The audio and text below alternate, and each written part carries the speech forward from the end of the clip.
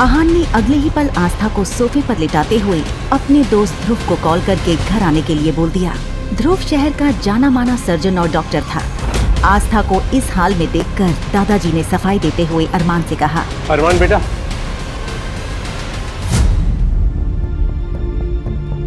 मैं मानता हूँ बेटा, तुम्हारी शादी प्रियंका से तय हुई थी। प्रियंका शादी से पहले ही मंडप से भाग गई, तो हमने उसकी ही कजन आस्था को इस खानदान की इज्जत बनाकर मंडप में बिठा दिया। आपने बहुत बड़ी गलती कर दी दादाजी, आपको ऐसा नहीं करना चाहिए था। इसी के साथ अरमान गुस्से में पैर पटकते हुए अपने कमरे में चला गया। इधर ध्रुव तब तक आस्था के पास पहुंच चुका था और उसने आस्था को एक इंजेक्शन देते हुए कहा, घबराने कोई बात नहीं है, मैंने दवाई दे दी है, थोड़ी देर में भाभी को होश आ जाएगी। इधर ध्रुव की बात खत्म ही हुई थी कि तभी अचानक अरमान के कमरे से गन चलने की आवाज सुनाई दी। सभी लोग सन्न रह गए थे। वो सब अरमान के कमरे की तरफ भागे। वहीं दादाजी पसीना पसीना हो गए। उनके पूरे शरीर में इतनी ताकत नहीं थी कि वो दौड़कर जल्दी से अरमान के कमरे में पहुंच जाएं। आहान जैसे ही कमरे के अंदर पहुंचा तो उसने देखा अरमान के हाथ से खून निकल रहा था। अरमान भाई, ये क्या देखो। वहीं दादाजी जो मुश्किल से जैसे तैसे वहां तक पहुंच ही पाए थे, ये देखकर उनकी सांस पूरी तरह से उखड़ने लगी। दादाजी को देखो। दादाजी,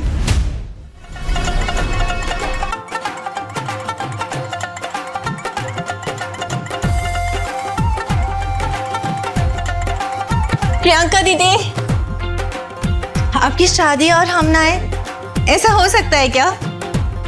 नानी, कल का ही दिन था कि आस्था खुशी खुशी अपनी मामी की लड़की की शादी के लिए गांव से शहर आई थी। बचपन से ही अनाथ आस्था को उसकी नानी ने पाल पोस कर बड़ा किया। उसका एक ही सपना था कि पढ़ लिख कर डॉक्टर बनना।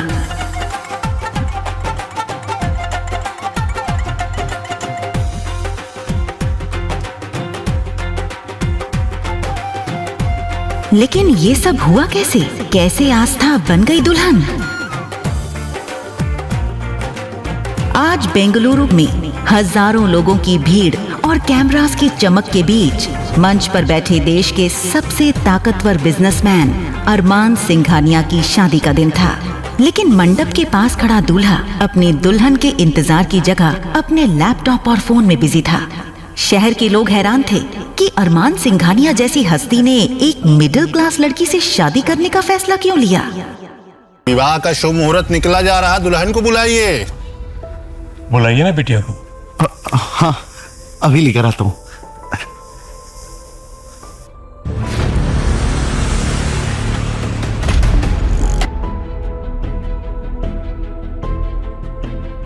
अरमान की दुल्हन प्रियंका को अरमान के दादू यानी आलोक सिंघानिया ने चुना था। प्रियंका उन्हीं के ऑफिस में काम करने वाले एक क्लर्क मनोज मल्होत्रा की बेटी थी। साधारण सी दिखने वाली प्रियंका ने भी अपने पिता के दबाव में आकर इस शादी के लिए हाँ कर दी।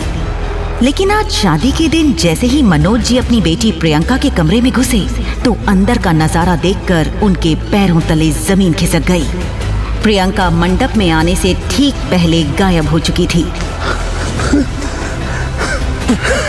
प्रियंका, ये तूने क्या किया? जैसे ही ये बात उसके माता पिता को पता चली तो उनके पैर कांपने लगे। तभी वहाँ खड़े आलोक जी को जैसे ही इस बात का एहसास हुआ कि कहीं कुछ गड़बड़ हुई है तो वो भी उस ओर बढ़ गए।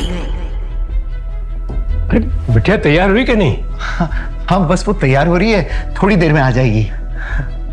आप जाइए ना। लेकिन ये झूठ ज्यादा देर टिक नहीं पाया क्योंकि अरमान के दादाजी ने कमरे के अंदर से आ रही रोने की आवाज सुन ली थी। उन्होंने एक झटके में कमरे का दरवाजा खोला और अंदर घुस गए। अंदर एक सिंपल, मासूम लेकिन बेहद खूबसूरत लड़की रो रही थी जिसका नाम था आस्था। ये देखकर आलोक सिंघानिया गरजते हुए बोले, प्रियंका कहाँ है? प्रियंका भाग गई सर, और हमें पूरा यकीन है कि इस आस्था ने उसे भगाया है। मैंने कुछ नहीं किया मामी जी, प्लीज मेरी बात का भरोसा कीजिए। ये शादी होकर रहेगी। अगर दुल्हन भाग गई है तो उसकी जगह कोई और बैठेगी। अगर ये शादी नहीं हुई तो पता है ना अरमान का गुस्सा। अरमान के गुस्से से कोई नहीं बचा पाएगा, मैं भी नहीं।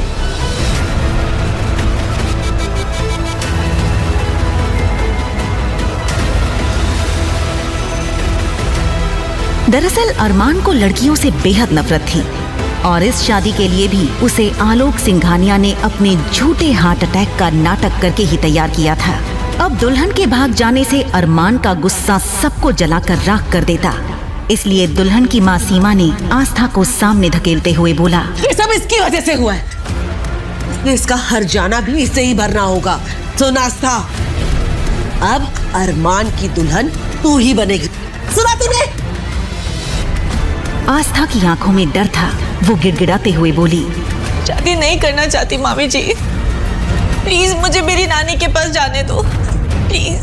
वो प्रियंका दीदी बोल रही थी कि वो एक बंद कर अपनी गंदी जुबान, और जैसा मैं कह रही हूँ वैसा ही कर। आस्था रोती रही, चीखती रही, पर किसी ने उसकी एक नहीं सुनी, क्योंकि इस वक्त बात किसी की जिंदगी की नहीं बल्कि सिंघानिया एम्पायर की इज्जत की थी। आस्था, तुम्हें ये शादी करनी होगी, वरना अरमान सिंघानिया हम सब की जान ले लेगा। तुम जानती नहीं हो वो कितना खतरनाक है। आस्था के पास वहां से भागने का कोई रास्ता नहीं बचा था। आखिरकार जल्दी ही उसे एक शादी का जोड़ा पहनाया गया था और उसके सिर पर लंबा सा घूंघट डाल दिया गया।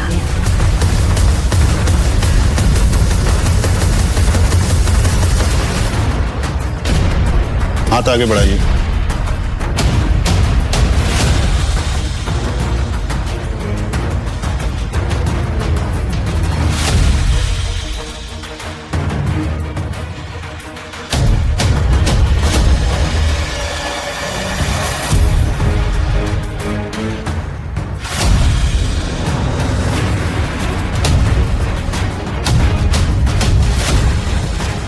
घूंघट की वजह से अरमान को दुल्हन बदलने का पता ही नहीं चला। अरमान ने जल्दी जल्दी सारी फॉर्मेलिटीज पूरी की और फिर वो अपने फोन और काम में पूरी तरह से खो गया। बड़ी साहब, इसमें इस लड़की की सारी जानकारी। इधर आस्था के बारे में सभी चीजें जानने के लिए अरमान के दादू आलोक सिंघानिया ने उसकी पूरी जन्म कुंडली अपने हाथों में मंगवा ली थी। लेकिन जैसे ही आलोक जी की नजर आस्था के माँ बाप जो कि एक्सीडेंट में मारे गए थे उनकी डिटेल्स पर पड़ी तो उनके होश उड़ गए और वो खुद से बुदबुदाते हुए बोले, पहले मैंने सोचा था कि इस लड़की को 2-4 दिन के बाद तलाक दिलवाकर आजाद करवा दूंगा, लेकिन अब नहीं, ये जिंदगी भर अरमान सिंघानिया की पत्नी बनकर ही रहेगी। इसी के साथ आस्था विदा होकर सिंघानिया मैंशन के दरवाजे पर पहुंच गई। अरमान तेजी से दरवाजे के अंदर जाने लगा कि तभी अरमान बेटा, शादी के बाद अकेले घर नहीं आ सकते, बहू को लाना पड़ेगा। जाओ, बहू को लेकर आओ। अपने माता पिता को खोने के बाद एक दादू ही थे जिन्हें अरमान अपनी जान से भी ज्यादा प्यार करता था और उनकी किसी भी बात को टालता नहीं था।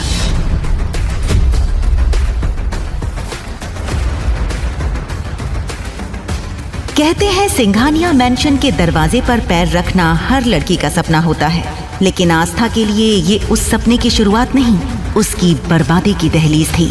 आस्था ने अभी भी घूंघट नहीं हटाया था, इसलिए उसे कुछ भी सही से नहीं दिख रहा था। अरमान ने लंबे लंबे कदम भरते हुए घर के अंदर आ गया। ये देखते ही वहाँ मौजूद अरमान के छोटे भाई और उसके कुछ दोस्तों ने सीटी बजानी शुरू कर दी, लेकिन घर के अंदर पहुंचते ही अरमान ने आस्था को खुद से दूर करते हुए बोला, और हाँ, ये जितना नाटक करना था हो गया, मुझे ऑफिस का काम करना है और नाटक नहीं चाहिए। ये बोलते हुए अरमान अपने स्टडी रूम में घुस गया।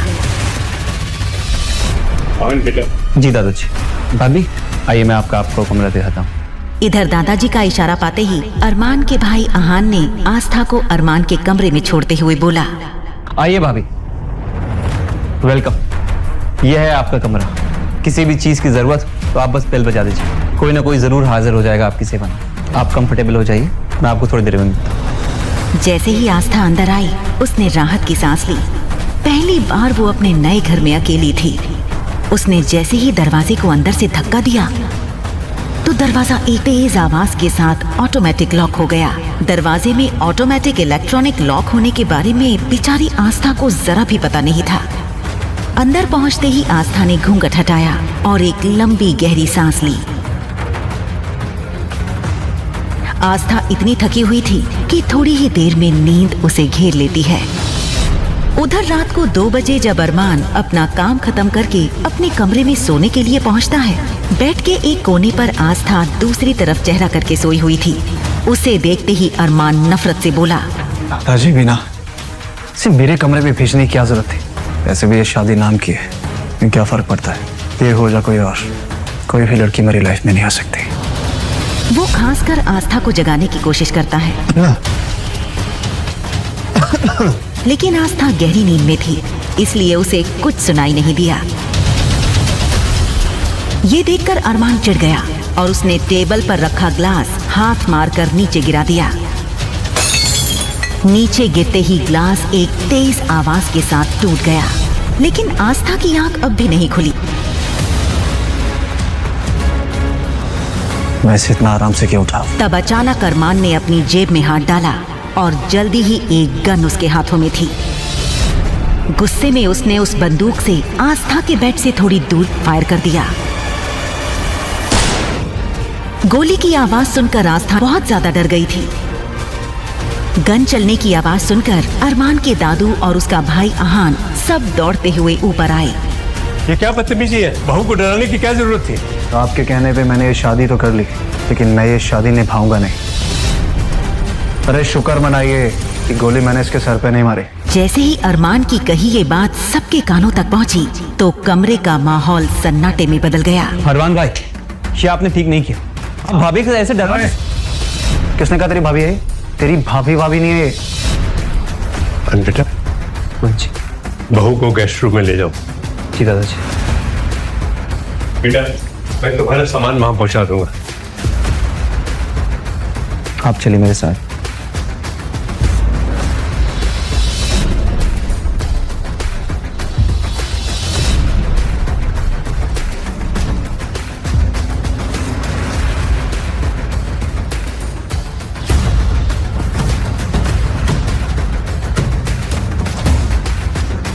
हमें माफ कर देना बेटी, हम जानते हैं तुम्हारे साथ हमने बहुत नाइंसाफी की है और उस वक्त कोई और रास्ता भी नहीं था।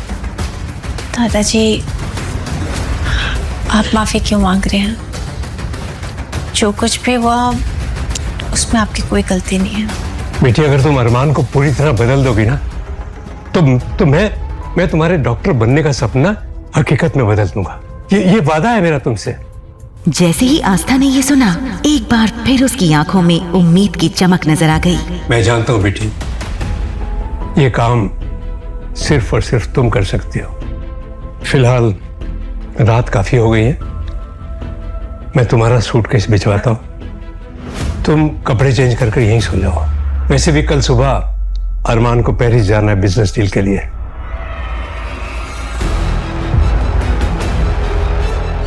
ये सुनकर आस्था ने चैन की सांस ली।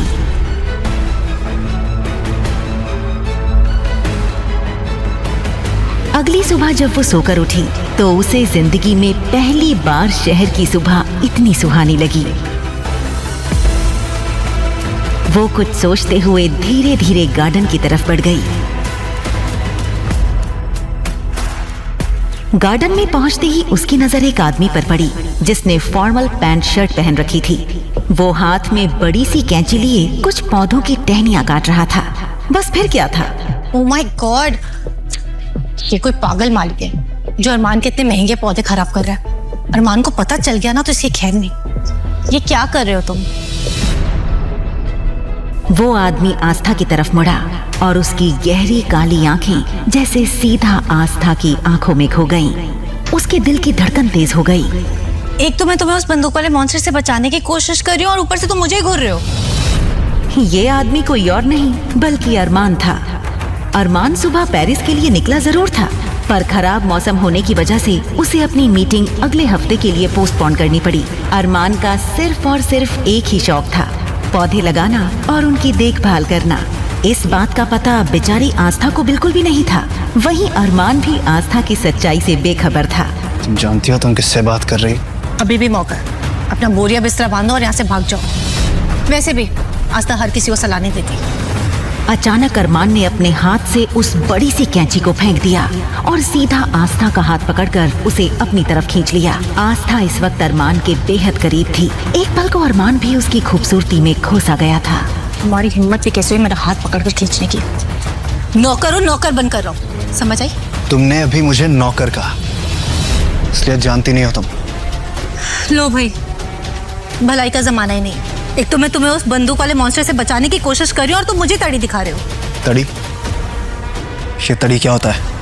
हे भगवान, लगता है उस मॉन्स्टर ने अपने जैसे लोग अपने घर पे पाले हैं। तड़ी मतलब होता है धमकी। यहाँ मैं तुम्हें बचाने की कोशिश कर रही हूँ और तुम मेरे पे टशन झाड़ रहे हो। ये सुनते ही अरमान गुस्से में बिना पलक झपकाए आस्था को देखने लगा था। भाभी! आस्था ने पलट कर देखा तो दरवाजे पर आहान खड़ा था, जो कॉलेज से आज जल्दी लौट आया था। भाभी, भैया तो यहाँ है नहीं, फिर आप यहाँ किससे बात कर रहे हो? दरवाजे पर खड़े आहान को सिर्फ आस्था बोलते हुए दिखाई दे रही थी, लेकिन जैसे ही वो थोड़ा आगे बढ़ा तो उसकी नजर अरमान पर पड़ते ही उसके होश उड़ गए। वो पसीने से तर हो गया और हकलाते हुए बोला, भाभी, मेरा मतलब है मैडम, आप प्लीज अंदर चलिए अभी।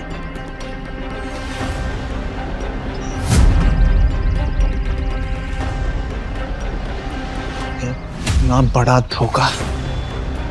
आहान, मुझसे ये झूठ छुपाने की वजह क्या थी? अरमान को दादाजी की बात याद थी कि अरमान को अब तक ये नहीं बताया गया था कि उसकी शादी प्रियंका से नहीं बल्कि आस्था से करवाई गई थी, लेकिन अनजाने में उसने ये सच अरमान के सामने ला दिया था। भैया, मैं आपको सब कुछ समझाता हूँ, बस मुझे एक मौका दीजिए। दरअसल आपकी शादी किसी और के साथ हो रही।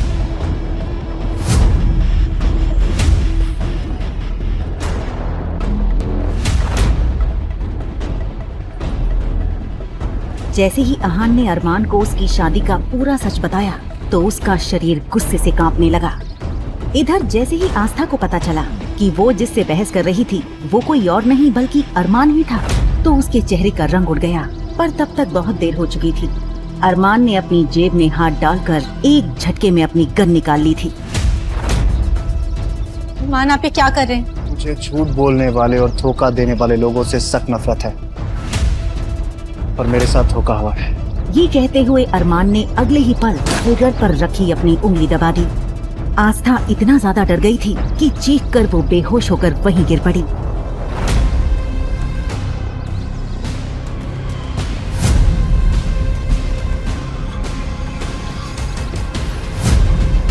आहान ने अगले ही पल आस्था को सोफे पर लिटाते हुए अपने दोस्त ध्रुव को कॉल करके घर आने के लिए बोल दिया। ध्रुव शहर का जाना माना सर्जन और डॉक्टर था।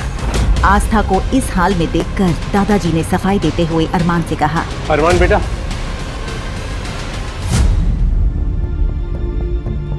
मैं मानता हूँ बेटा, तुम्हारी शादी प्रियंका से तय हुई थी। प्रियंका शादी से पहले ही मंडप से भाग गई, तो हमने उसकी ही कजन आस्था को इस खानदान की इज्जत बनाकर मंडप में बिठा दिया। आपने बहुत बड़ी गलती कर दी दादाजी, आपको ऐसा नहीं करना चाहिए था।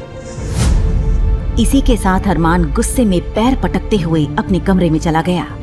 इधर ध्रुव तब तक आस्था के पास पहुंच चुका था और उसने आस्था को एक इंजेक्शन देते हुए कहा, घबराने की कोई बात नहीं है, मैंने दवाई दे दी है, थोड़ी देर में भाभी को होश आ जाएगी। इधर ध्रुव की बात खत्म ही हुई थी कि तभी अचानक अरमान के कमरे से गन चलने की आवाज सुनाई दी। सभी लोग सन्न रह गए थे। वो सब अरमान के कमरे की तरफ भागे। वहीं दादाजी पसीना पसीना हो गए। उनके पूरे शरीर में इतनी ताकत नहीं थी कि वो दौड़कर जल्दी से अरमान के कमरे में पहुंच जाएं। आहान जैसे ही कमरे के अंदर पहुंचा तो उसने देखा अरमान के हाथ से खून निकल रहा था। अरमान भाई, ये क्या देखो। वहीं दादाजी जो मुश्किल से जैसे तैसे वहां तक पहुंच ही पाए थे, ये देखकर उनकी सांस पूरी तरह से उखड़ने लगी। दादाजी को देखो। दादाजी। जैसे ही अरमान ने दादाजी की सांस उखड़ते हुए देखी तो उसने जल्दी से ध्रुव को गाड़ी निकालने के लिए बोल दिया। दादाजी। वहीं अरमान और बाकी सब जब दादाजी को लेकर नीचे आ रहे थे, एक एक करके सबकी नजर आस्था पर पड़ रही थी, क्योंकि आस्था अभी तक बेहोशी में हॉल के सोफे पर ही लेटी हुई थी। सबसे आखिर में अरमान की नजर आस्था पर पड़ी। उसने बड़े ही गुस्से और नफरत से आस्था की तरफ देखा। दादाजी की इस हालत की जिम्मेदार सिर्फ तुम हो आस्था। तुम्हें इस बात का हर जाना तो हर हाल में भुगतना होगा। जल्दी ही वो सब शहर के मशहूर हॉस्पिटल में पहुंच चुके थे और दादाजी को इमरजेंसी रूम में ले जाया गया। वहीं इधर घर पर उन सब के जाने की कुछ देर बाद आस्था को होश आया। होश आते ही आस्था के कानों में सन्नाटा चुभने लगा। उसने भारी सर के साथ पूरे घर में आवाज लगाई, दादाजी, दादाजी, हाँ जी, कोई है? मैम, आप कौन है और आप मेरा रास्ता ऐसे कैसे रोक रहे हैं? मैम मैं देव हूँ और अभी घर में कोई नहीं है और आपको बाहर जाने की परमिशन नहीं। कोई नहीं है मतलब अभी तो सब यहीं थे ना? दादाजी कहाँ हैं? दादाजी की तबीयत अचानक बिगड़ गई थी इसलिए सब लोग उन्हें लेकर हॉस्पिटल गए हैं। मुझे अभी उनके पास जाना है। माफ कीजिएगा मैम, बॉस ने अरमान सर के परमिशन के बिना आप बाहर नहीं जा सकती। मुझे किसी की इजाजत की जरूरत नहीं है। आस्था की जिद के आगे देव को झुकना पड़ा। वो आस्था को कार में बैठाकर हॉस्पिटल के लिए निकल गया। वहीं उधर हॉस्पिटल में माहौल बेहद खराब था। ध्रुव वार्ड से बाहर निकला। अरमान ब्रो, दादाजी की हालत बहुत नाजुक है। दूसरा हार्ट अटैक आया। अगर उन्हें जरा सा भी स्ट्रेस दिया तो शायद हम उन्हें जान से खो दें। मेरे दादाजी को कुछ नहीं हो सकता। ये बात ना अपने दिमाग में डाल ले। सच्चाई यही है अरमान भाई, हमेशा आपकी जिद और गुस्से की वजह से उनकी जान पर बनाती है। आप भी नहीं मानेंगे ये बात। छोड़ो उसे। अरमान के दोस्त आकाश और सुमित ने बीच बचाव कर ध्रुव को छुड़ाया। अरमान टूट चुका था। वो अकेले में जाकर दीवार से सट कर खड़ा हो गया। वो अभी सोच में डूबा ही था कि तभी गैलरी के दूसरे छोर से आस्था दौड़ती हुई आई और मुड़ते ही वो अरमान से जा टकराई। उसने नजरें उठाई तो सामने आग की तरह गरम अरमान सिंघानिया खड़ा था। माँ क्या कर रही हो? मैं दादाजी से दादाजी को मौत के मुंह में धकेलने के बाद तुम्हारी इतनी हिम्मत, तमाशा करने आ गई। आस्था थर थर कांप रही थी। उसने कभी सपने में भी नहीं सोचा था कि जिस इंसान से उसकी शादी हुई है वो इतना पत्थर दिल होगा। मुझे दादाजी से मिलने दीजिए प्लीज। दादाजी का नाम ना अपनी जुबान पे भी मत लेके आना। और अगर तुम्हें लगता है ना कि तुम इतनी ये खूबसूरती का जाल फैला के मेरे परिवार को अपने वश में कर लोगी तो गलत फहमी में हो। अपनी इस खूबसूरती का जाल कहीं और पे फैलाना मुझ पे काम नहीं करेगा। आस्था कुछ कहना चाहती थी पर शब्द हलक में ही फंस कर रह गए। तभी पीछे से देव की आवाज आई, बॉस, दादाजी को होश आ गया, वो आपसे मिलना चाहता। अरमान ने झटके से आस्था का हाथ छोड़ा और दादाजी से मिलने के लिए वार्ड के अंदर चला गया। अरमान जैसे ही बिस्तर के पास पहुंचा, अरमान बेटा, मैं जानता हूँ तुम ये शादी नहीं करना चाहते थे, लेकिन आस्था इस घर की बहू है। मैं चाहता हूँ कि तुम इसे अपना लो। दादाजी, वो लड़की मेरी जिंदगी का हिस्सा कभी नहीं बन सकती। अरमान भाई, आप ये क्या बोल रहे हो? भाभी बाहर ही खड़ी हुई। क्या भाभी? भाभी नहीं है तेरी वो। मेरी बात ना कान खोल के सुन लो, उसके साथ कोई रिश्ता नहीं जुड़ेगा। तभी दादाजी की आंखों में एक अजीब सी चमक और गुस्सा उभरा। बेटा, आस्था बाहर खड़ी है। देखो बेटा, अगर तू हमारी बहू को अंदर नहीं लेकर आओगे ना तो मैं तुमसे अपने चिता को अग्नि देने का अधिकार भी छीन लूंगा। ये सुनते ही कमरे में जैसे सन्नाटा छा गया। अरमान का चेहरा गुस्से से लाल हो गया। उसे लेकर आओ। अरमान भाई, होश में आइए। दादाजी अब आस्था भाभी से जुड़ चुके हैं। अगर आप उन्हें जुदा करेंगे, इस स्ट्रेस में उनकी जान भी जा सकती है। आप वाकई अपने गुस्से के लिए उनकी जान का सौदा करेंगे? कम से कम एक बार प्लीज इंसान होने का नाटक करो। अगर ये लड़की दादाजी को ठीक रख सकती है तो इसका इस्तेमाल मैं अपने तरीके से करूंगा।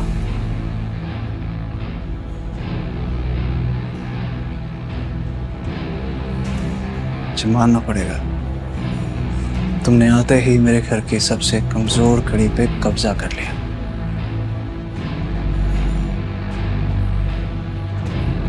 जब तक दादाजी इस हॉस्पिटल में है ना, तुम्हें मेरी पत्नी होने का नाटक करना होगा। और अगर एक भी आंसू गिरा ना तो तुम्हारे पूरे खानदान को बर्बाद कर दूंगा मैं। लियो, ठीक करो अपना और अंदर चलो।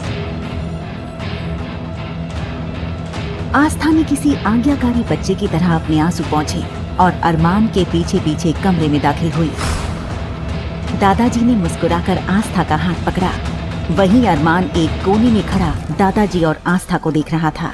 ये क्या जादू कर दिया इस लड़की ने? कुछ ही घंटों में सबको अपना गुलाम बना लिया इस लड़की ने। इसे तो मैं बाद में देखूंगा। भाभी, अभी आपकी तबीयत कैसी है? अरे आकाश, क्या तुझे द ग्रेट ध्रुव के इलाज में शक है क्या? अरे बिल्कुल नहीं। भाभी एकदम फिट है। आकाश भैया, ध्रुव जी बिल्कुल ठीक कह रहे हैं। मैं बेहतर हूँ। ध्रुव जी, मेरी आपसे बस एक ही रिक्वेस्ट है, दादाजी को जल्दी ठीक करके घर भेज दीजिए ना। अरे भाभी आप फिक्र ना कीजिए, बस रिपोर्ट आने में 2-3 घंटे बाकी है। तब तक आप अरमान भाई के साथ घर पे जाके रेस्ट कीजिए। ये सुनते ही आस्था का चेहरा सफेद पड़ गया। उसके होंठ फड़फड़ाए लेकिन शब्द बाहर नहीं निकल पाए। आस्था, ध्रुव सही कह रहा है। अगर तुम बीमार हो गई तो दादाजी का ख्याल कौन रखेगा? चलो घर चले।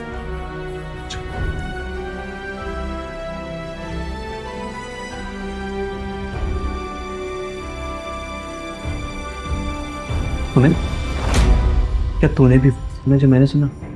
क्या हो गया भाई को? पता है भाभी का जादू चल गया।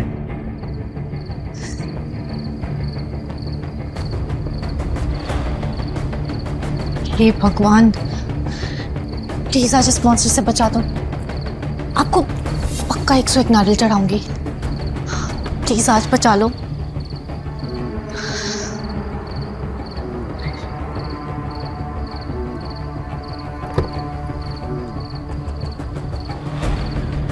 गाड़ी मेंशन पहुंचते ही अरमान बिना पीछे मुड़े तेज कदमों से अंदर चला गया। वहीं देव ने आस्था के लिए कार का दरवाजा खोला।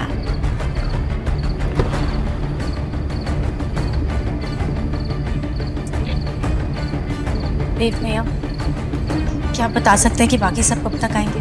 फिक्र मत कीजिए, वो लोग 3 घंटे में आ जाएंगे। आपको कुछ भी चाहिए हो मैं यही हूँ, बताइएगा। देव समझ गया था कि आस्था अरमान के साथ अकेले रहने से मौत की तरह डर रही थी। आस्था ने भारी मन से मेंशन के अंदर कदम रखा कि तभी एक नौकर ने आकर उसे और डरा दिया। मैम, आपको सर ने रूम में बुलाए।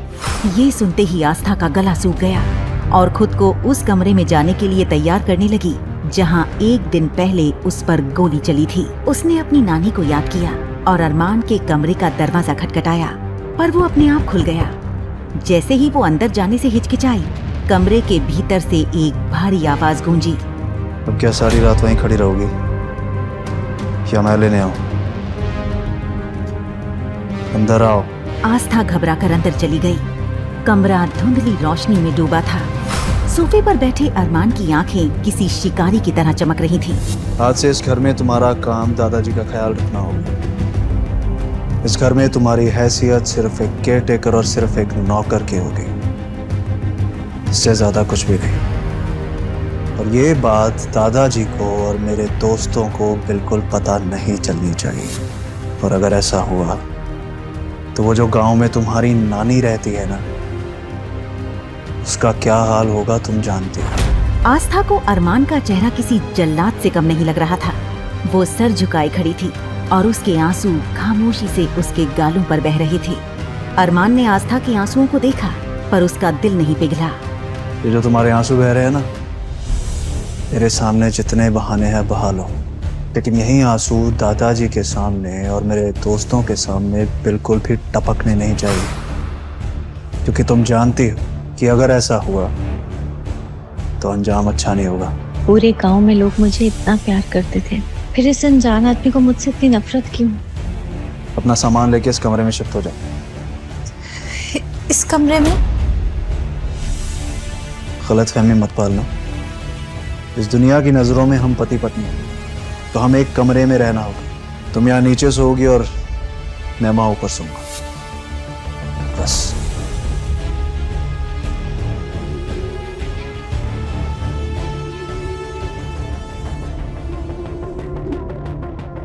आस्था दौड़कर अपने उस कमरे में गई जो दादाजी ने उसे दिया था और बेड पर गिरकर फूट फूट कर रोने लगी।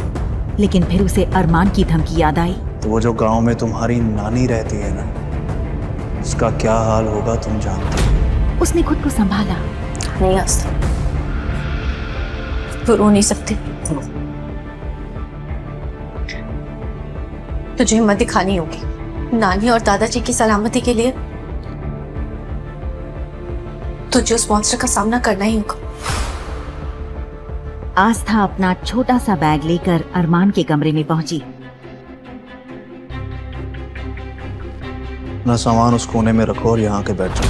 अब क्या चाहिए इसे मुझसे? अभी कुछ बचा है क्या? फाइल उठाओ, उसमें कॉन्ट्रैक्ट है।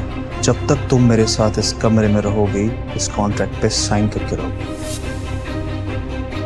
ये सुनते ही आस्था ने जैसे ही उस फाइल में मौजूद उस कॉन्ट्रैक्ट पेपर्स पर नजर डाली तो उसकी आंखें चौड़ी हो गईं। चेहरे का सारा रंग उड़ गया। आखिर क्या लिखा था उन कॉन्ट्रैक्ट पेपर्स में, जिसे देखकर आस्था के उड़ गए थे होश? क्या दादाजी और अपनी नानी को बचाने के लिए आस्था कर देगी उन पेपर्स पर साइन? अरमान के गुस्से के पीछे छुपा है अतीत का कौन सा राज? क्या होगा आस्था के साथ आगे इस कहानी में? क्या वो अरमान के पत्थर दिल को पिघलाने में हो पाएगी कामयाब और शुरू होगी एक प्रेम कहानी? आस्था ने सवाल भरी नजरों से अरमान को देखा, जैसे पूछना चाह रही हो कि ये कौन सी फाइल है। अरमान ने उसकी नजरें समझकर कहा, इस फाइल में साफ लिखा है कि अगले 6 महीने तुम मेरे लिए केयरटेकर का काम करोगी। मैं तुम्हें इस घर में केयरटेकर के लिए अपॉइंट कर रहा हूँ। हर महीने 1 लाख रुपए सैलरी मिलेगी। 6 महीने में कुल 6 लाख रुपए। आस्था की आंखें हैरत से फैल गईं। अरमान के अंदाज ने उसका वजूद हिला दिया। उसने आस्था के आत्मसम्मान पर उंगली उठाई थी। ये उसके लिए शर्मनाक था। अरमान ने उसे लालची और जालसाज कहकर अपमानित किया।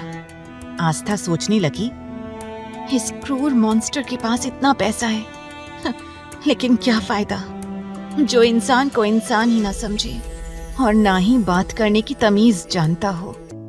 आस्था का मन हुआ कि वो अरमान से कह दे, मुझे तुम्हारे पैसों में कोई इंटरेस्ट नहीं, अपने पैसे अपने पास रखो। अगर अरमान ना भी कहता तो भी वो दादाजी की सेवा करती। ये उसका फर्ज था। दादाजी ने उसे जो प्यार और विश्वास दिया, उसके लिए वो कुछ भी करती। उनकी सेवा वो बिना पैसे की भी करती।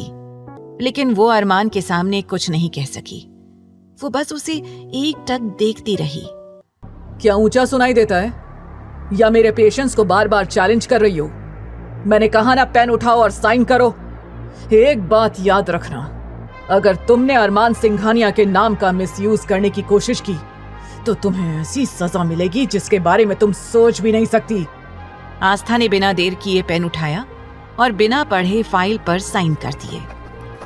वो बस अरमान से पीछा छुड़ाना चाहती थी। साइन करते ही अरमान ने एक झटके से पेपर्स उठा लिए और तिरछी मुस्कान के साथ आस्था की ओर देखने लगा। अचानक पेपर्स बेड पर फेंक कर वो आस्था की ओर बढ़ा। आस्था डर के मारे पीछे हटने लगी।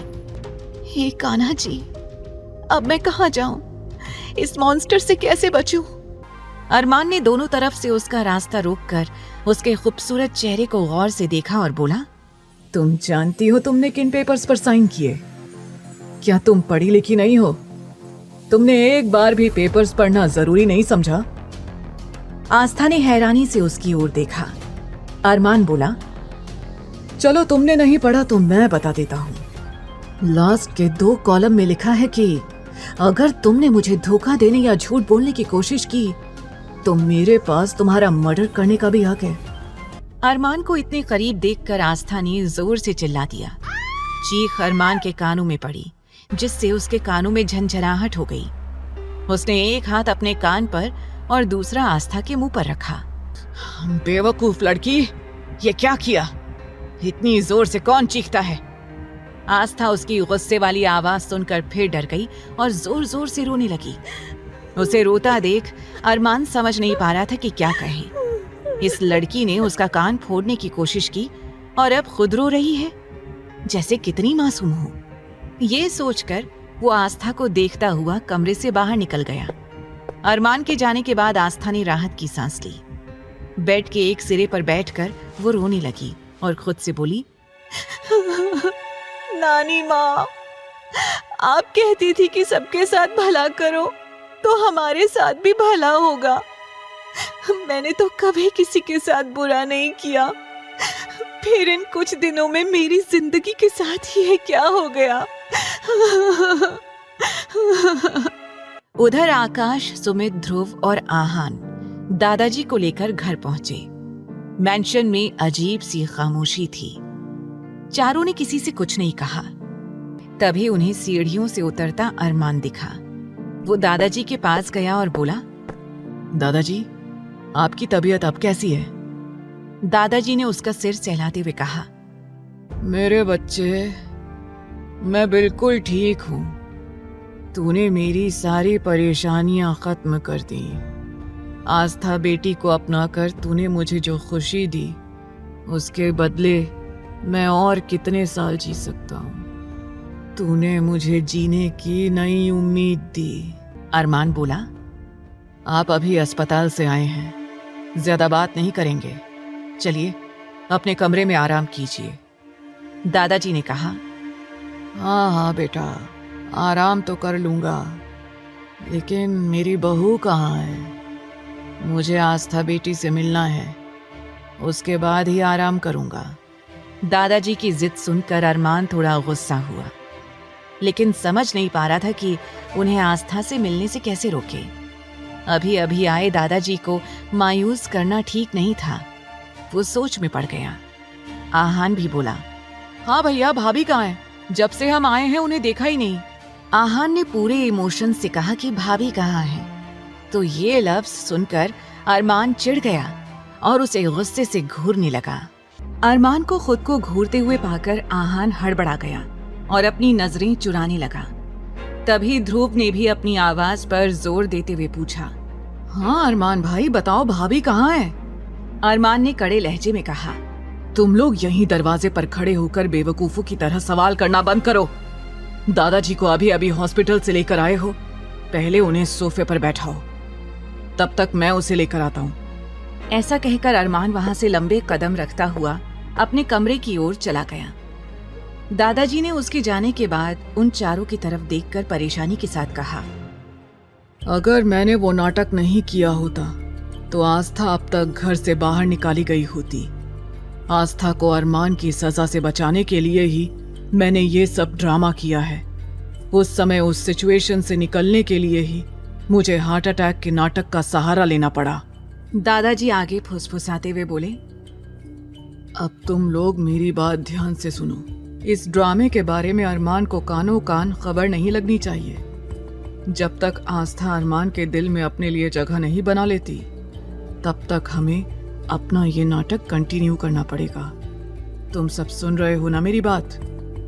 इतना सुनते ही ध्रुव शॉक्ड होकर बोला, दादाजी, एक पल को तो आपकी हालत देखकर मैं भी धोखा खा गया था कि कहीं आपको वाकई हार्ट अटैक तो नहीं आ गया। लेकिन आप तो बड़े अच्छे एक्टर निकले।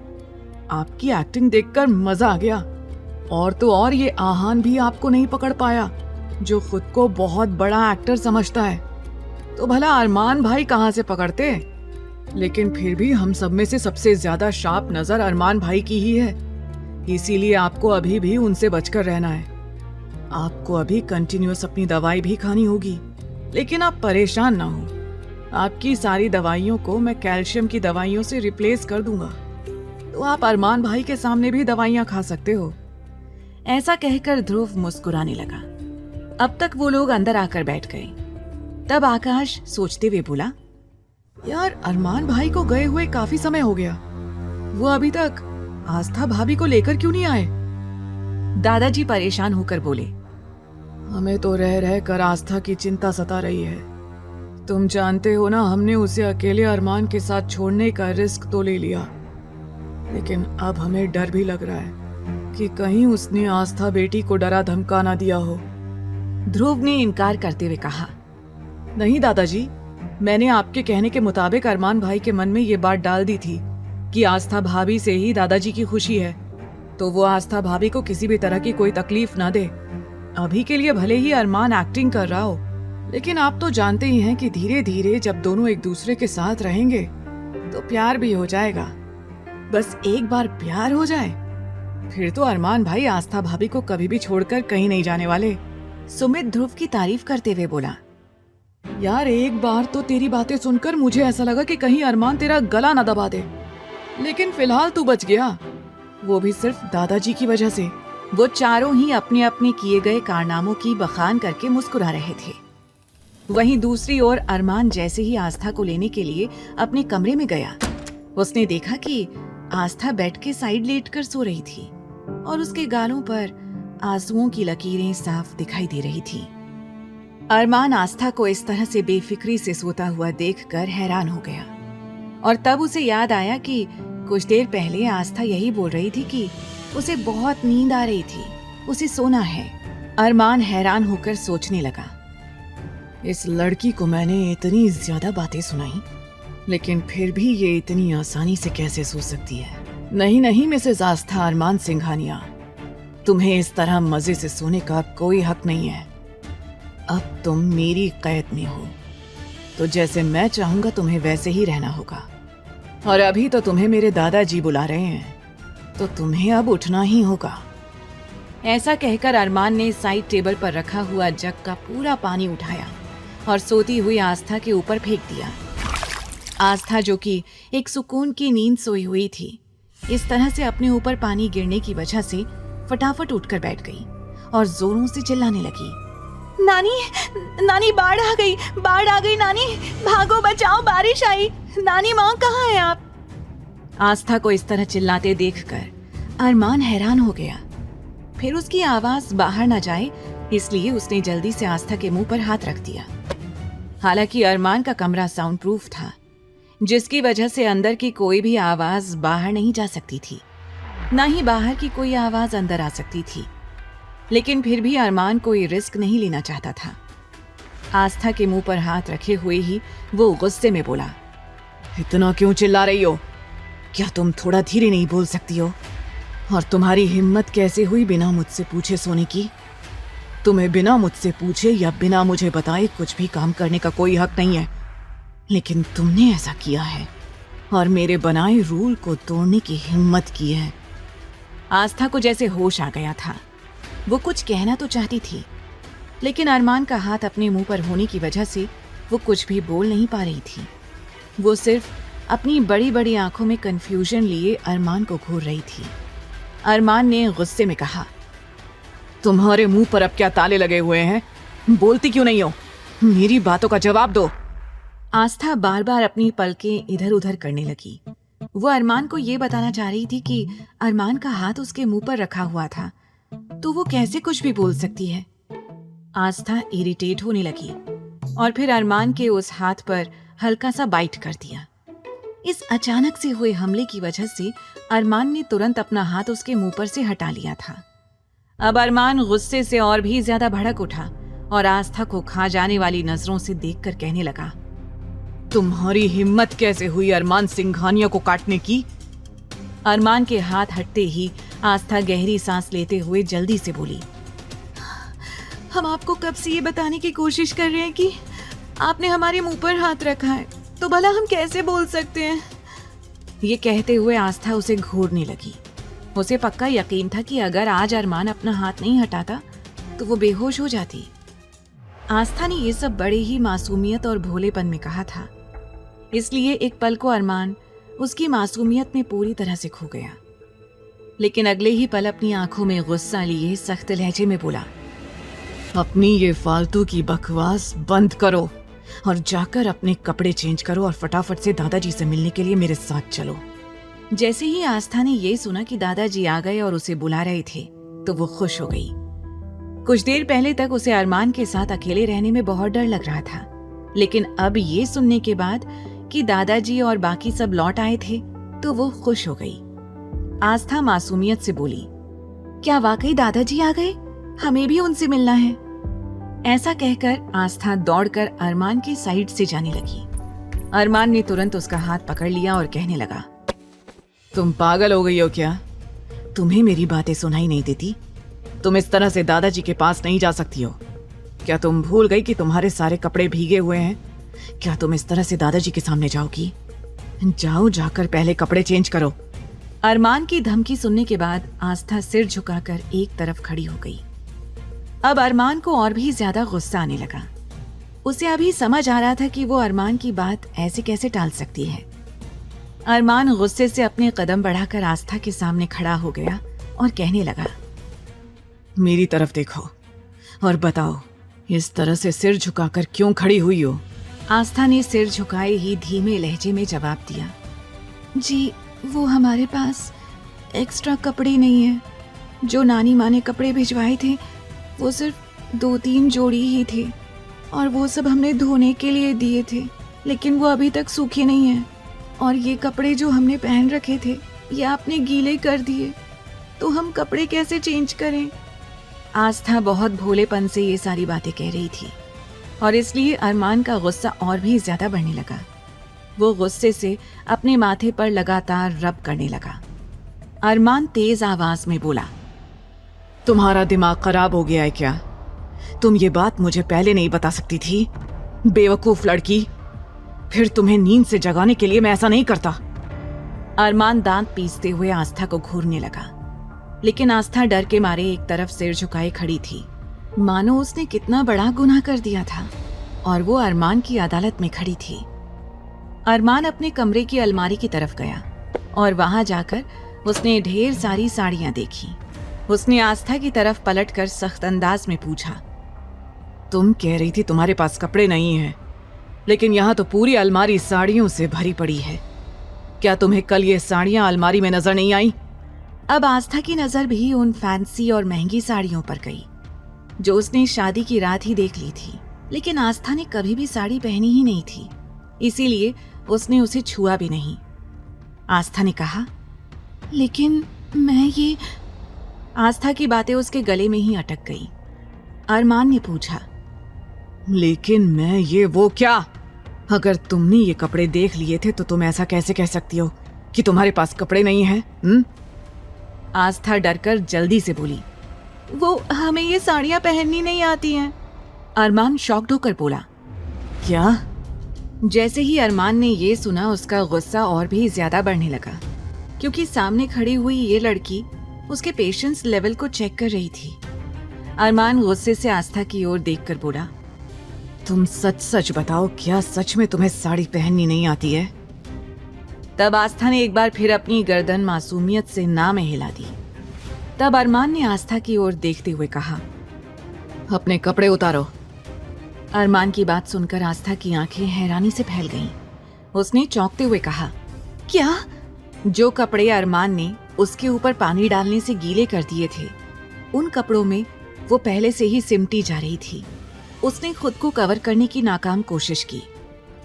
उसकी हरकत देखकर अरमान शायद आस्था की सिचुएशन समझ गया और तेज आवाज में बोला, क्या तुम्हें सुनाई नहीं दे रहा है मैंने तुमसे क्या कहा? अभी और इसी वक्त अपने कपड़े उतारो। मैं जानता हूं कि तुम्हें साड़ी पहनना नहीं आता है, ये तुम्हारी शक्ल पर साफ साफ लिखा हुआ दिखाई दे रहा है। मैं साड़ी पहनने में तुम्हारी मदद कर देता हूँ। अरमान के ये कहते ही आस्था के मन में उठ रहे ढेरों सवाल अब कम हो गए। आस्था मुंह बनाते हुए मन ही मन बोली, कितना बेशर्म आदमी है ये। उसने हल्की और धीमी आवाज में पूछा, लेकिन आपको देखकर तो नहीं लगता कि आप साड़ी पहनते होंगे, फिर आपको साड़ी बांधना कैसे आता है? क्या अरमान सच में आस्था को साड़ी पहनाने में उसकी मदद करेगा? क्या आस्था उसकी जिद के आगे झुकेगी या अपने हक के लिए आवाज उठाएगी? अरमान गुस्से और नफरत से आस्था की ओर देखने लगा, क्योंकि उसे जल्द से जल्द आस्था को दादाजी के पास लेकर जाना था। अरमान ने आस्था की कोई बात नहीं सुनी और अपने कबर्ड से एक महंगी और ब्रांडेड साड़ी निकाल ली और चिढ़कर बोला, मेरे पास तुम्हारे इन फालतू सवालों का कोई जवाब नहीं है। अब फटाफट से अपने कपड़े उतारो और मैं तुम्हारी मदद कर देता हूँ। दरअसल अरमान का इरादा था कि वो अपनी आंखें बंद करके आस्था को गाइड कर देगा कि उसे साड़ी कैसे पहननी है, लेकिन वो अपनी बात आस्था को बोल नहीं पाया। इसलिए अपनी इमेज बरकरार रखते हुए उसने आस्था को सीधे कपड़े उतारने के लिए कह दिया। आस्था ने मन ही मन कहा, बिल्कुल नहीं, मैं ऐसा कुछ नहीं करूंगी। आस्था जल्दी से प्रार्थना करने लगी, हे कान्हा जी, हमारी मदद कीजिए, हमें कोई रास्ता दिखाइए। और फिर किसी लड़की को ऐसा कहते हुए क्या इन्हें बिल्कुल भी शर्म नहीं आ रही है? आस्था अपनी आंखें गोल घुमाकर कुछ आइडिया सोचने में लगी हुई थी। तभी उसके दिमाग में एक आइडिया आया। वो जल्दी से अरमान की ओर देखकर बोली, हार्टलेस। आस्था की आगे की बात उसके गले में ही अटक गई।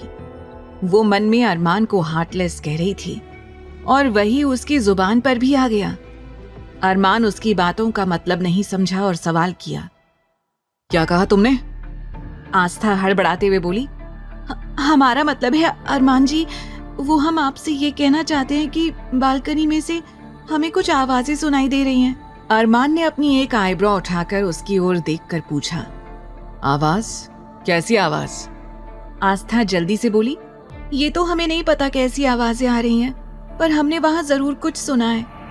अरमान हैरानी से आस्था की ओर देखता हुआ बालकनी की ओर जाने लगा।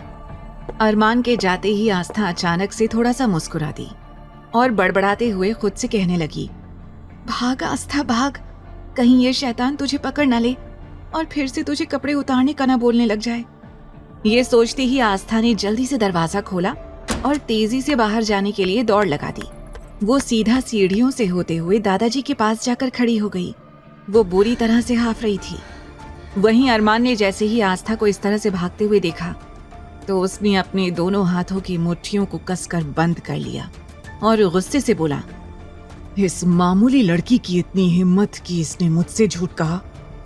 इसे इसकी कीमत चुकानी होगी। फिर खुद को कंट्रोल करते हुए वो जल्दी से नीचे हॉल की तरफ जाने लगा। वहीं दादाजी और चारों दोस्त आस्था को इस तरह से घबराया हुआ देखकर पूरी तरह से हैरान हो गए थे। लेकिन जब दादाजी ने आस्था को अपने सामने देखा तो राहत की सांस ली, वरना उन्हें तो अब तक यही लगता था कि कहीं अकेले में अरमान ने आस्था का मर्डर ही ना कर दिया हो।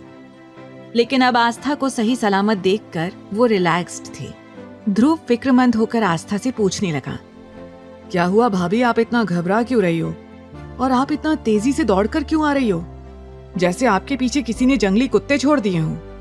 अब तक आहान आस्था के लिए एक ग्लास पानी ले आया और उसकी ओर बढ़ा दिया।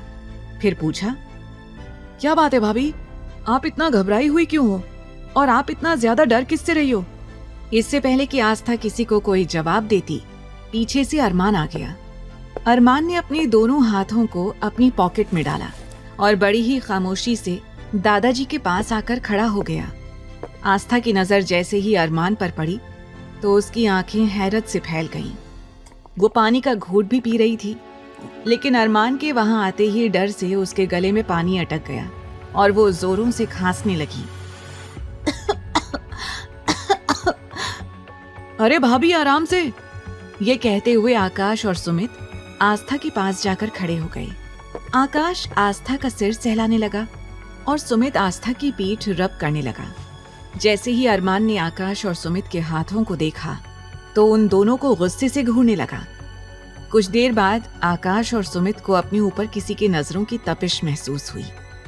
उन दोनों ने एक साथ ही अरमान की ओर देखा और तुरंत आस्था के सिर और उसकी पीठ पर से हाथ हटा दिया। फिर दोनों एक साइड जाकर खड़े हो गए। दोनों एक दूसरे को चोर भरी नजरों से देखकर इशारों ही इशारों में बातें करने लगे। अब तक आस्था भी ठीक हो गई थी। तब ध्रुव ने पूछा, क्या हुआ है भाभी, आप ठीक तो है ना? तभी आस्था कहने लगी, जी जी ध्रुव जी, हम बिल्कुल ठीक हैं, हमें कुछ नहीं हुआ है। वो एक्चुअली हमारे कमरे में ना एक चूहा आ गया था और हम उससे इतना डर गए थे कि हम आपको क्या बताएं, इसलिए हम दौड़कर सीधा यहाँ आ गए। अब जैसे ही आस्था ने अपने भोलेपन में अरमान की जगह चूहे का नाम लिया, अरमान के अंदर खून बुरी तरह से उबलने लगा। उसका गुस्सा और भी ज्यादा बढ़ गया। वो मन ही मन सोचने लगा, इस लड़की की हिम्मत कैसे हुई मुझे चूहा बोलने की। दादाजी हल्का सा मुस्कुराते हुए कहने लगे, आस्था बेटी, अगर तुम्हारे कमरे में कोई चूहा था तो अरमान से बता देती, अरमान उसे भगा देता। तुम्हें इतना डरने की क्या जरूरत थी? और फिर वो आहान को देखकर कहने लगे, आहान बेटा, जाओ रूम में जाकर देख कर आओ, किस चूहे की हिम्मत हो गई हमारी बेटी को इतना परेशान करने की, जिससे हमारी बेटी इतना ज्यादा डर गई। ऐसा कहकर दादाजी ने आस्था के सिर पर हाथ रखा और उसे बेटर फील कराने की कोशिश करने लगे।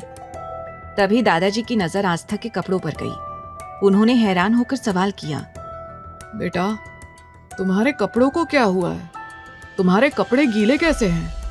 आस्था अचानक से दादाजी के पूछे गए सवाल से घबरा गई और उसने चोर नजरों से अरमान की ओर देखा, जो कि अपनी आंखों में आग लिए आस्था को ही घूर रहा था। आस्था ने जल्दी से झूठ बोलते हुए कहा, दादाजी, वो जब हम बाथरूम में थे तब हमें पता ही नहीं चला कि कैसे गलती से हमारा हाथ शावर के ऊपर चला गया और उससे हमारे सारे कपड़े भीग गए। हम बस चेंज करने ही जा रहे थे, लेकिन तभी अरमान जी ने बताया कि आप आ गए हैं, तो इसीलिए हम सबसे पहले आपसे मिलने के लिए आ गए। आस्था ने बड़ी ही चालाकी से अपनी बात कही, जिसे देखकर अरमान मन ही मन बोला, कितनी सफाई से ये लड़की झूठ बोल देती है। मतलब पूरी तरह से जाली और धोखेबाज है ये लड़की। ये सोचते हुए अरमान को आस्था से और भी ज्यादा नफरत होने लगी। दादाजी हंसते हुए बोले, अच्छा चलो बच्चों, तुम जाओ और आराम करो। कल सुबह मुझे तुम सबसे जरूरी बात करनी है, तो इसीलिए तुम सब जाओ और आराम करो। दादाजी ने जैसे ही आस्था और अरमान को वहां से जाने के लिए कहा, आस्था परेशान हो गई, क्योंकि वो अरमान के साथ उसके कमरे में नहीं जाना चाहती थी। इसीलिए वो हिचकिचाने लगी और आपस में अपने हाथों की उंगलियों को मरोड़ने लगी। चारों दोस्त बड़े गौर से आस्था की ओर देख रहे थे। वो एक दूसरे की आंखों में देखकर बातें करने लगे। सुमित धीमी आवाज में बोला, लगता है भाभी को अरमान भाई के साथ कमरे में जाने से डर लग रहा है। आकाश फुसफुसाते हुए बोला, भाई डर क्यों नहीं लगेगा? भाभी तो फिर भी आज ही आई हैं। हम तो कई सालों से अरमान भाई को देखते आए हैं। आज तक हमारी हिम्मत नहीं होती उनके कमरे में जाने की, तो फिर बेचारी मासूम सी इनोसेंट सी भाभी को भला इनसे डर तो लगेगा ही। आहान मायूस होकर बोला, यार मुझे तो भाभी को देखकर सच में बहुत तरस आ रहा है। कितनी प्यारी सी हैं ये। मैं नहीं चाहता कि अरमान भाई इन्हें कोई भी दुख दें। ध्रुव उसे समझाते हुए बोला, तेरे मन की बात तू अपने मन में ही रख, क्योंकि अभी तक सिर्फ दादाजी की वजह से अरमान ने किसी को कुछ नहीं कहा है, वरना अब तक तो वो गोली चला ही देता। चारों एकदम से खड़े होकर आपस में बातें कर रहे थे। अब आस्था के पास वहां से जाने के अलावा कोई और रास्ता नहीं था, इसीलिए वो बेचारगी से सबकी ओर देखते हुए अरमान के पीछे जाने लगी। उसकी आंखों में देखकर ऐसा लग रहा था मानो वो सबसे रिक्वेस्ट कर रही थी कि मुझे बचा लो, मुझे इस मॉन्स्टर के साथ अकेले मत भेजो। अरमान सीढ़ी पर चढ़ने से पहले बीच में रुक गया। वहीं आस्था, जो कि उसके ठीक पीछे थी, अचानक से वो अरमान की पीठ से टकरा गई। उसे ऐसा लगा मानो कोई बहुत बड़ी दीवार उसके सामने आकर खड़ी हो गई थी। वो धड़ाम से जमीन पर गिर पड़ी। आस्था की कराह निकल पड़ी। उसे लगा उसका सिर फूट गया हो। आस्था अपना सिर सहलाने लगी। आस्था की चीख सुनकर अरमान गुस्से से पीछे मुड़ा। सामने ध्रुव और आहान ने आस्था के दोनों हाथों को पकड़ा हुआ था और उसे उठाने में मदद कर रहे थे। अब तो अरमान और भी ज्यादा गुस्से से आस्था की ओर देखने लगा, लेकिन इस वक्त आस्था का ध्यान अरमान पर नहीं, ध्रुव पर था। आस्था मन ही मन ध्रुव की बहुत इज्जत करती थी। एक तरह से वो ध्रुव की बड़ी फैन थी, क्योंकि ध्रुव मेडिकल लाइन का वो चेहरा था जिससे मिलने का सभी लोग सपना देखते थे, और आस्था भी उनमें से एक थी। ध्रुव ने फिक्रमंद होकर आस्था से पूछा, भाभी आप ठीक तो है ना? आस्था ने हल्की सी मुस्कुराहट से जवाब दिया, जी ध्रुव जी, हम ठीक हैं। आकाश ने पीछे से आकर सवाल किया, भाभी लेकिन आप गिर कैसे गईं? आस्था मासूमियत से बोली, वो आकाश भैया, हम तो बस ऊपर ही जा रहे थे, लेकिन अचानक से पता नहीं यहाँ इतनी मजबूत दीवार कहाँ से आ गई, जिससे हमारा सिर बहुत जोरों से उसमें लग गया। हमें लगता है कि ये दीवार जरूर मजबूत सीमेंट से ही बनी होगी, तभी तो इतनी मजबूत दीवार है। देखिए ना, अभी तक हमारा सिर चकरा रहा है, लेकिन हमें समझ में नहीं आया कि यहाँ बीच रास्ते में दीवार कहाँ से आ गई। ऐसा कहकर जैसे ही आस्था ने नजरें उठाकर सामने देखा, उसके सामने अरमान खड़ा था। आस्था की सांसें मानो अटक गईं। वहीं चारों आस्था की बातों का मतलब समझते हुए जोरों से हंस पड़े, क्योंकि आस्था दीवार से नहीं टकराई थी, बल्कि अरमान सिंघानिया की पीठ से टकराई थी। आस्था चुप होकर सिर झुकाकर एक तरफ खड़ी हो गई। वहीं उन चारों ने भी अरमान की आंखों में देखते ही सिर झुका लिया और चुप हो गए। अब तक दादाजी भी वहां आ गए थे। उन्होंने फिक्र से पूछा, अरे बेटा, आपको ज्यादा तो नहीं लगी ना? आस्था ने जल्दी से कहा, नहीं नहीं दादाजी, हम बिल्कुल ठीक हैं। दादाजी ने अरमान को डांटते हुए कहा, तेरा ध्यान कहाँ रहता है? तेरी वजह से बहू को चोट लग गई और ऐसे आगे पीछे कैसे जा रहे थे तुम लोग? एक दूसरे का हाथ पकड़कर भी तो जा सकते हो ना। चलो हाथ पकड़ो एक दूसरे का, उसके बाद यहाँ से जाओ। अरमान दादाजी की बात सुनकर गुस्से से उन्हें घूरने लगा, मानो वो आंखों ही आंखों में कहना चाह रहा हो, आप अपनी बीमारी का कुछ ज्यादा ही नाजायज फायदा उठा रहे हैं।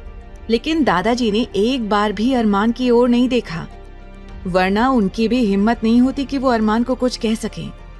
दादाजी उन चारों को देखकर कहने लगे, अब तुम चारों यहाँ क्या कर रहे हो? क्या तुम लोगों को सोने नहीं जाना है? आकाश बोला, दादाजी मेरी तो कल एक इम्पोर्टेंट मीटिंग है, तो इसीलिए मैं तो आज पहले विला में ही जाऊंगा। वैसे भी विला ज्यादा दूर नहीं है, मैं बस निकल रहा हूँ। तभी ध्रुव ने भी कहा, मुझे भी जाना होगा, लेकिन हाँ, हम लोग सुबह पक्का नाश्ता करने के लिए यहाँ आ जाएंगे। और वैसे भी हम सब भाभी के हाथ के आलू के पराठे मिस नहीं करना चाहते हैं। वैसे भाभी, कल भी क्या आलू के पराठे मिल सकते हैं? आस्था मुस्कुराते हुए कहने लगी, जी जरूर, हम जल्दी आलू के पराठे बना देंगे। आप सब लोग प्लीज टाइम से आ जाइएगा। वहीं अरमान ने दादाजी की ओर देखते हुए तुरंत आस्था का हाथ कसकर पकड़ लिया। आस्था को कुछ समझ में नहीं आया, क्योंकि आस्था अभी भी ध्रुव से और बातें करना चाहती थी। लेकिन तब तक अरमान उसे लगभग घसीटता हुआ अपने साथ सीढ़ी से ऊपर कमरे में लेकर जाने लगा और जल्दी ही कमरे में जाकर उसने कमरे को अंदर से लॉक कर दिया। आस्था डरते हुए बोली, ये आप क्या कर रहे हैं? आगे की कहानी जानने के लिए देखें अगला एपिसोड सिर्फ पॉकेट एफएम के YouTube चैनल पर। और तेरे इश्क में के सारे एपिसोड्स को सुनने के लिए डिस्क्रिप्शन में दी लिंक से डाउनलोड करें पॉकेट एफएम ऐप।